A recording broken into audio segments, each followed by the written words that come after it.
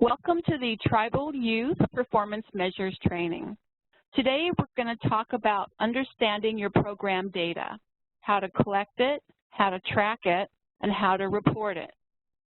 Understanding and reporting useful and accurate data is a critical component in the solicitation and award process and can help both yourself and your program managers gain key insights on many decision-making factors, whether those factors be related to time, resources, or funding. OJJDP uses performance data to not only understand the agency story, but also to demonstrate outcome-based results. In this training session, we will go over the revised performance measures. And we will discuss collecting and sharing information to help all of us better understand how well the Tribal Youth Program is operating on the ground. Now, to make this session as interactive as possible, we're asking that you use the WebEx chat. What is your biggest issue with collecting, tracking, and/or reporting data? 4 is posting some areas to report on are not relevant to the program we've run. Terry is posting collecting from other agencies, such as the police department. We have different computer programs in courts than is used in the police department. Julie agrees with the relevancy statement. Okay, thank you everyone. We'll go ahead and move on. The agenda for today includes the following program overview: performance measures, collecting and tracking data and best practices, reporting data and best practices, as well as reporting in a pandemic and what to do with personally identifiable information will be presented. Lastly, we will review key documents and resources. As we progress through the training, all website links mentioned during the training will be presented to you in chat and also provided to you in your copy of the presentation that will be emailed to you later this week. The objectives for today include understanding what the performance measure updates are for your program and understanding the need for a data collection plan for the data that you collect between July 2021 and December 2021, reporting in January 2022. Further, you will gain understanding of the performance measure reporting due dates. And as you already know, those happen twice a year, July 30th and January 30th. Lastly, you will understand where to find supporting resources. In the showcase sessions we conducted last April, we talked about the newly updated performance measures as outlined in your solicitation or award and located at OJJDP.ojp.gov website. This training is being presented to you to emphasize the fact that now is the time to start planning on collecting and tracking data for the July through December 2021 reporting cycle with the goal of reporting in January 2022 on these newly revised measures.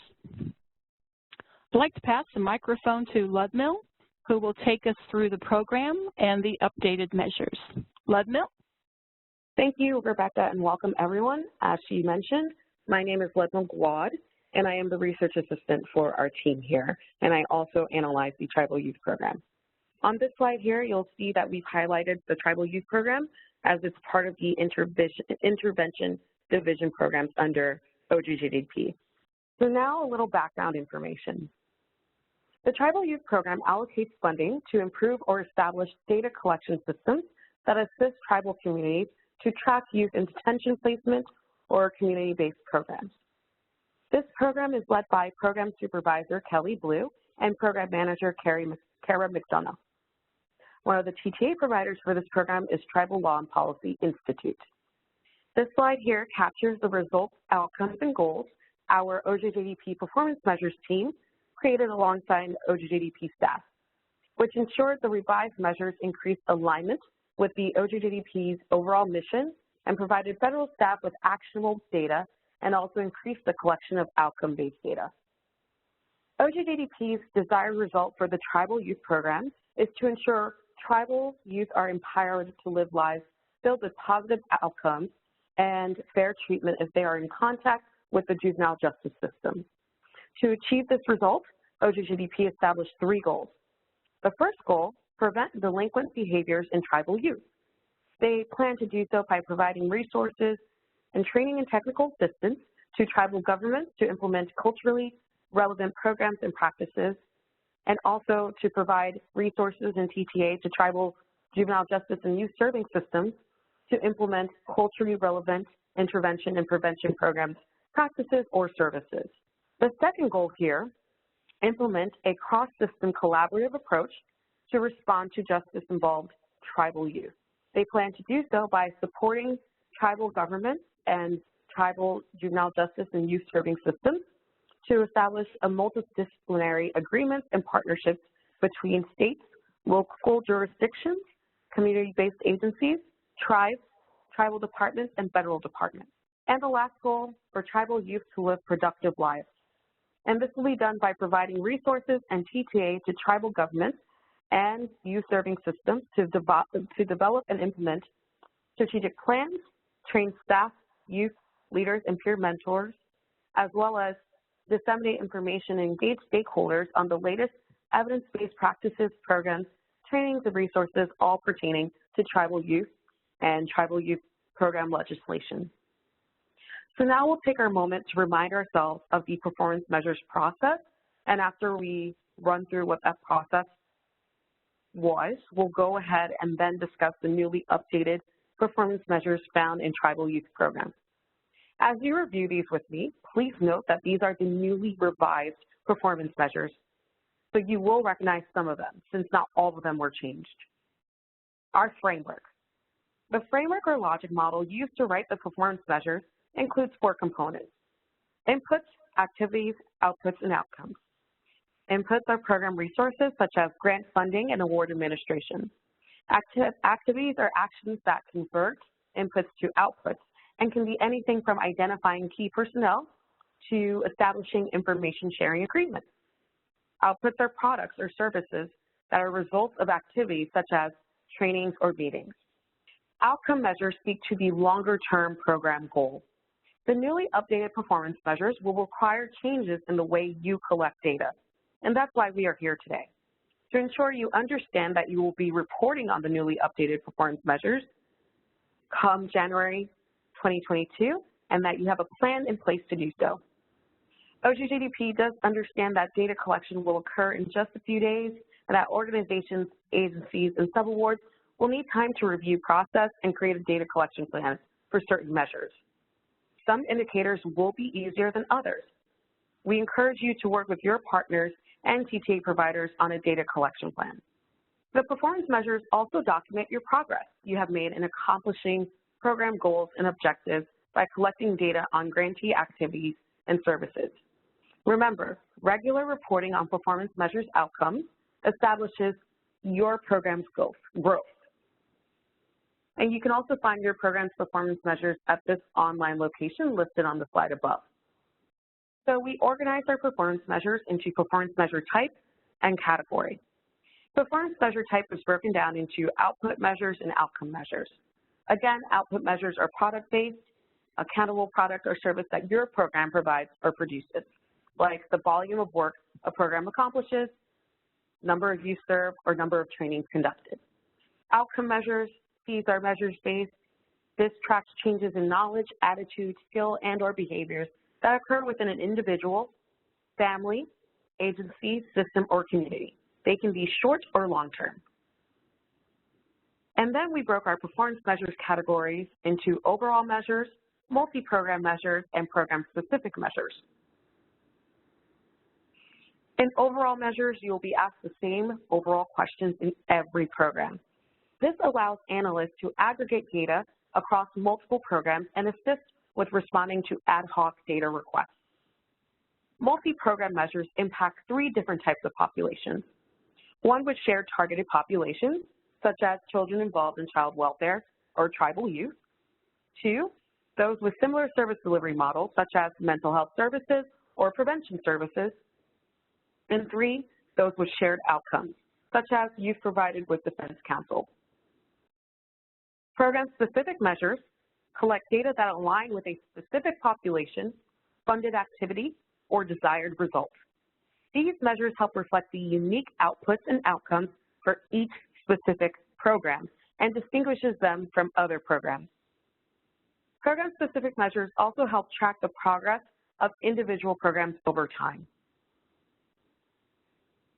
In the next slides, I'll be highlighting some of these measures, as well as reviewing an old measure that we used to have our grantees report on. So before we begin our review of the newly revised measures, again, I wanted to spend some time looking at one of our frequently flagged previous measures, shown on this slide. Number of program youth or families served measure. The number of program youth served is a key output measure OJJDP regularly provides to elected officials and leaders. Grantees submitted data on this measure if they reported into prevention, intervention, and alcohol and drug abuse prevention or mental health program services categories. The old measure here only focused on families and youth served in a treatment program during the reporting period. The number of youth served was one of the most flagged measures during the verification process across OJJDP programs. Many grantees duplicated their data for youth served or were confused because their age requirement differed by state. Due to all of those concerns, our OJJDP performance measures team decided to revise the measure. Now let's take a look at this newly revised measure. As you can see, numbers of individuals served by population. This revised measure here is more expansive. By updating the language from youth to individuals served, it is now broader. Grantees can more accurately reflect the population they serve. Our team also expanded the definition to include legal guardians and additional family members. We updated the measure to ensure grantees submit more accurate data on their organization and work. We will now move on to the multi-program measures. The multi-program and program-specific measures outlined in the following slides are entirely new, and we developed them after meeting with our federal staff, OJJDP federal staff, as well as tribal CTA providers who managed tribal programs. We wanted to write measures that would closely align to the work our tribal grantees were conducting. So as a result, we developed these new measures to help better tell our grantees' program stories. We also wanted to include measures that captured elements of the culture and community, which were not captured in our previous measures. Percentage of individuals served by culturally specific service. For this measure here, you will provide the unique count of individuals served by culturally specific service. And we define culturally specific as being tailored to a community-specific language, structure, and cultural environment. Percentage of eligible individuals served by a multidisciplinary team. Another objective of this program was to track the types of services grantees were offering and with the individuals they served. As a result, our OJJDP team created multiple measures to capture the types of services offered. Here, we define a multidisciplinary team as 2 or more individuals from different disciplines who work collectively to accomplish a shared outcome for a group of individuals. For this measure, you will provide the unique count of individuals served by a multidisciplinary team. Our next multi-program measure, percentage of eligible individuals served by a prevention service, like the other multidisciplinary service measure, tracks the type of services grantees are using to treat individuals. We define prevention service as any effort that support youth from becoming involved in delinquent behavior or entering the juvenile justice system. For this measure, you will provide the count of individuals served by a prevention service. Percentage of eligible individuals served by an intervention service. We define intervention service as programs or services intended to reduce delinquency and other negative behaviors in individuals. Intervention may include diversion, arbitration, mediation programs, or community service work, treatment, residential placement, or community-based programming. For this measure, like our other ones, you will provide the count of individuals served by a prevention service, or intervention service here. The percentage of eligible individuals served by a mental health treatment service. We define mental health treatment service as programs or services intended to assist individuals with mental illness improve or relieve symptoms. Treatment usually involves developmentally appropriate intervention or therapy. For this measure, you will also provide the unique count of individuals who receive mental health treatment services. Our next multi-program measure here, percentage of partnerships maintained and type of partnership. OJJDP promotes the collaboration amongst organizations and establishment of partnerships. To account for this data, we created a new program output measure. For this measure, you will provide the number of new partnerships established in line A, then the number of partnerships maintained in line B, and then you will also type out the type of partnership in line C. Number of new promising practices employed. While OJJDP is encouraging grantees to employ and use evidence-based practices, we understand some may need more time to develop and put the methodology into practice. In lieu of this, OJJDP also encourages grantees to employ and use promising practice. A promising practice is less stringent and strict in definition than an evidence-based practice. Promising practice allows for the need for more moderate quality evidence. For this measure, you will first report the unique count of new promising practice employed. Our next multi-program measure here, percentage of eligible individuals engaged in services based on the program model. We define program model as a road of planned resources, activities, outputs, and outcomes that capture the intended impact and effects of the program. Our team defined engagement as when an individual is in a collaborative relationship with a program based on the program's model. For this measure, you will provide the unique count of individuals served in line A. You will then provide the unique count of eligible individuals engaged in their services in line B. To calculate this measure, you will then divide line B by line A. So in our next measures, we are going to focus on ones that promote positive indicators in tribal communities, which are not typically captured in our standard protective factors. So our first measure here is percentage of eligible individuals with improved positive relationships with tribal elders. And we define the positive relationships with tribal elders as continuous bonds that consist of listening to oral traditions, demonstrating respect, and caring for the needs of the tribal elders. For this measure, you will provide the number of individuals who receive services to improve their relationships with tribal elders, and then in line B, you will provide the number of individuals who exhibited improved relationships with tribal elders. You will then divide line B by line A. Our next measure focusing on these positive indicators within tribal communities is percentage of eligible individuals who participated in cultural rites of passage. We define cultural rites of passage as ceremonies, teachings, or activities that mark important transitional periods in a member of a specific group's life. For this measure, you will first provide the number of eligible individuals who receive services to participate in cultural rites of passage in line A. Then you will provide the number of eligible individuals who participated in cultural rites of passage in line B. To calculate this measure, you will then divide line B by line A.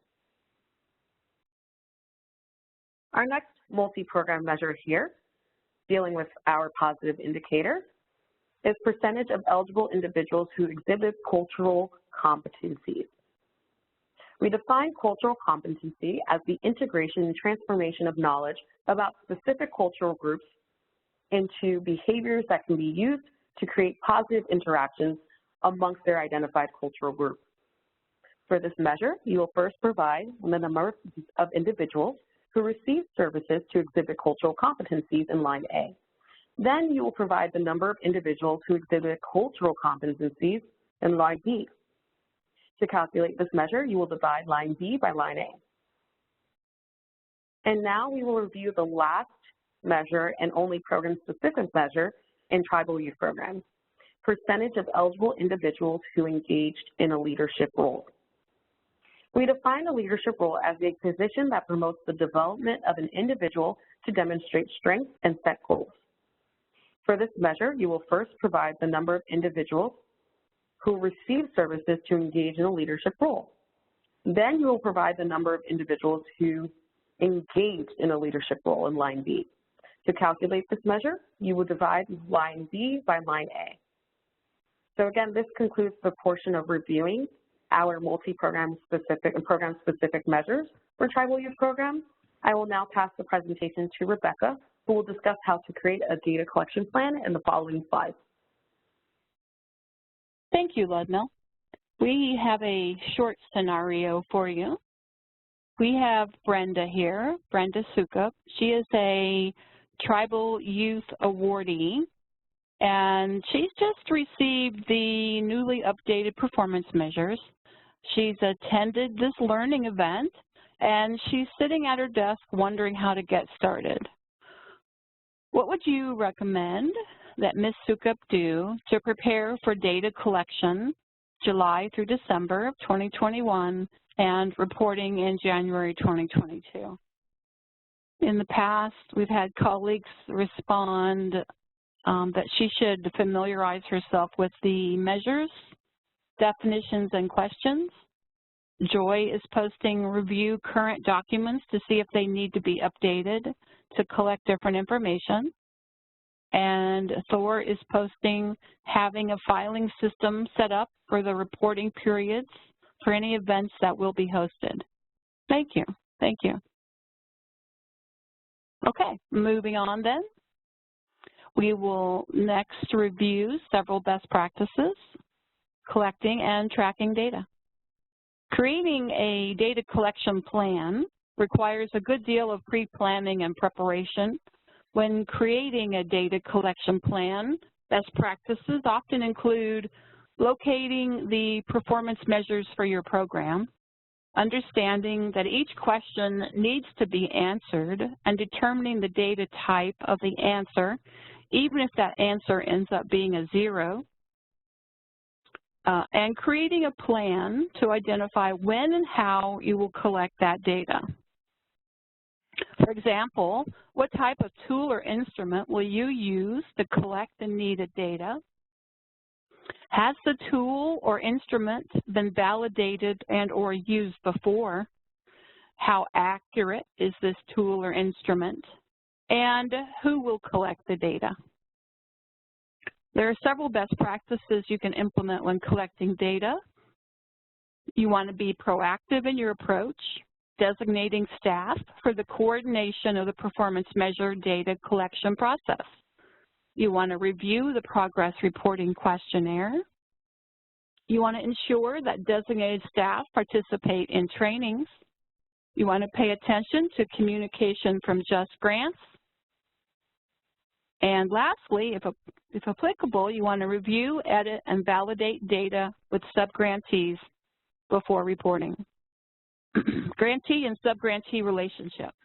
You are required to enter data on all performance measures that relate to activities described in your approved OJJDP grant application and carried out with OJJDP funding. As a grantee, you should plan to collect data on behalf of all of your subgrantees. Some things to think about as you plan to collect and track data include timelines and resources. Some of the questions that you may want to consider while planning include duration of data collection and document version control. Does your plan include a beginning, a middle, and an ending date? How will you manage your documents over this time period? For example, will you track them with an Excel spreadsheet? Regarding location and access, how long will you store the data? Who will have access to it? And if it is stored on a shared drive, who is given permissions and by whom? Lastly, you want to communicate changes. What mechanisms will you use to validate and edit the data? And if applicable, who will communicate those changes? We will now review several best practices during reporting. In the January 2022 reporting cycle, you'll be reporting on the newly revised performance measures and crafting narratives. Narrative questions provide you with the opportunity to answer or address the following topics. What do the numbers you reported on in your performance measures actually mean on the ground? How does your work impact your community? You want to use the narrative to walk the reader from the numeric output to the tangible outcome. And you want to use specific and detailed examples to make your point. Other things to think about, including in your narrative, could be providing evidence to support your conclusions, thinking about what funding has allowed you to do that you could not do prior to receiving this funding, and could include words like COVID-19 and pandemic when explaining COVID-19 adjustments to the program. What you see on the screen is an example of a narrative. Next, let's discuss best practices for reporting in JustGrants. Common issues arise since you are required to respond to every question. When reporting zeros, if a measure does not apply, you can enter a zero value and then add an explanation by selecting the comments field. A brief description, such as "we are still in our planning period," or "there was no activity during the reporting cycle," are acceptable responses in JustGrants. Avoiding duplication and count can also be very challenging. Having more than one person review the data, for example, a program manager, can help ensure duplicate data does not exist in your reporting. And, as you know, reporting is awards-based. Another best practice for those of you with multiple awards is to spend down funds and create a final report of activities you performed for the oldest award first, before beginning to enter data and reporting on another award. If this is not possible, prorate your quantitative data according to the amount of each award. You want to contact JustGrants for any concerns related to any error message you find in JustGrants. You can save your data and you can resume data entry at a later point in time in JustGrants. And for more information like this, please visit the YouTube video on the screen using the link provided to you in chat. Also, you may want to contact the PMT Helpdesk for any questions related to progress reporting or reporting on the newly updated performance measures. You are encouraged to reach out to your program manager with questions or concerns. As mentioned previously, some grantees may have multiple awards. A service should be reported under one program or the other. The same service cannot be reported under multiple programs. If you have difficulty tracking services for each specific award, work with OJJDP program managers to identify an appropriate method for prorating all services to allocate numbers to each award. You will be reporting on the activities that occurred between July and December 2021 and January of 2022.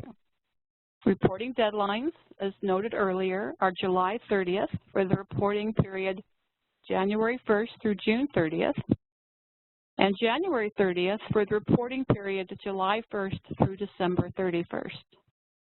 Please note, more information regarding reporting in JustGrants will be forthcoming. Reporting on the new measures. FY19 and earlier grantees will continue reporting in PMT until their grants end. FY20 and future grantees will report on the new measures into JustGrants when functionality is available. No modifications are being made to the existing measures in the PMT system since it will be sunsetting eventually.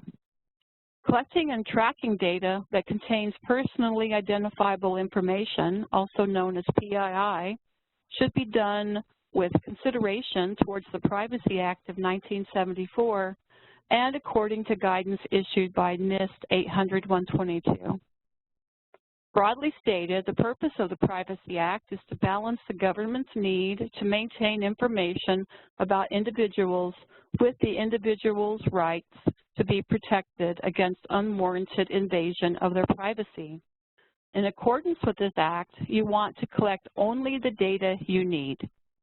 If you are using printed materials, you want to keep sensitive PII in locked desk drawers, file cabinets, or similar locked enclosures. And when using sensitive PII, you want to keep it in an area where access is controlled and limited to persons with an official need to know. Reporting in a pandemic. You should complete progress reporting to the best of your ability and submit it before the deadline. Every progress report form includes a narrative field or multiple narrative fields where you can provide additional information about the data. Use that space to explain any incomplete or missing data. You're encouraged to use the narrative field that asks for additional information about effectiveness to describe COVID-19 related adjustments to programming and other activities not captured elsewhere on the form. If you cannot provide accurate count for numerical progress report fields because project partners do not have access to files, for example, you should leave those fields blank rather than providing estimates. As a best practice, you want to communicate all setbacks and successes through the use of progress reports as well as with your program specialist. So how do you report on activities now that they've been shifted to online remote platforms and when you've not been collecting detailed data on individuals served like you did in a face-to-face session? The short answer here is to do the best you can and make very good use of those narrative fields. Now we'll briefly go over resources and where to reach out for assistance. The PMT Helpdesk is available Monday through Friday, 8:30 a.m. to 5 p.m. Eastern Time. The PMT Helpdesk is closed on federal holidays and can be reached at the toll-free number 866-487-0512, as noted on your screen, or you can email the PMT Helpdesk at OJJDP@ojp.usdoj.gov. There is support information for JustGrants, and you can call the phone number on the screen for JustGrants support, or you can email them at justgrants.support@usdoj.gov. They are open between 5 a.m. and 9 p.m. Eastern Time, Saturday, Sunday, and federal holidays from 9 a.m. to 5 p.m. Eastern Time. To access the JustGrants system, the login URL is here on the screen and posted to you in chat. Not only is there a login URL for you for your assistance in logging into JustGrants, but there is also a demonstration video for you, and the demonstration video will take you through JustGrants performance reporting, answering FAQs, and helping you establish or get into a routine of reporting in JustGrants. This slide deck includes additional resources as provided to you by our analyst, Ludmill, and this deck will be coming to you. You'll have these links available to you in the deck. All right, so next then, let's take a moment to reflect on what was presented today. First, we discussed each of the program-specific Tribal Youth Program performance measures, noting the specific instances where data would need to be collected and the type of data needed. Next, we discussed best practices for planning, collecting, tracking, and reporting on data for the July through December 2021 reporting cycle. As mentioned by Ludmill, an important takeaway here is the fact that OJJDP does understand that data collection is either beginning or has already begun, and organizations, agencies, and subawards will need time to review, process, and create a data collection plan. We encourage you to work with your partners and TTA providers on a data collection plan. So, what is next? Next steps include the opportunity we all have to collect data that will inform change down the road. For our part, those changes come in the form of edited performance measures. You will be receiving a fillable feedback form that you are requested to complete and return to the PMT Helpdesk once you have familiarized yourself with the newly updated performance measures. There is one form per performance measure with plenty of room for narrative. Providing us with feedback on these newly revised measures gives us the information we need to understand those challenges you face implementing that particular measure. Thus, collecting your feedback now helps us inform the refresh cycle after the one-year pilot period has occurred. For now, however, no planned changes to the performance measures are being considered, and we would request that you do not make any changes to any of the documents posted online or provided in the training sessions. And that concludes today's session.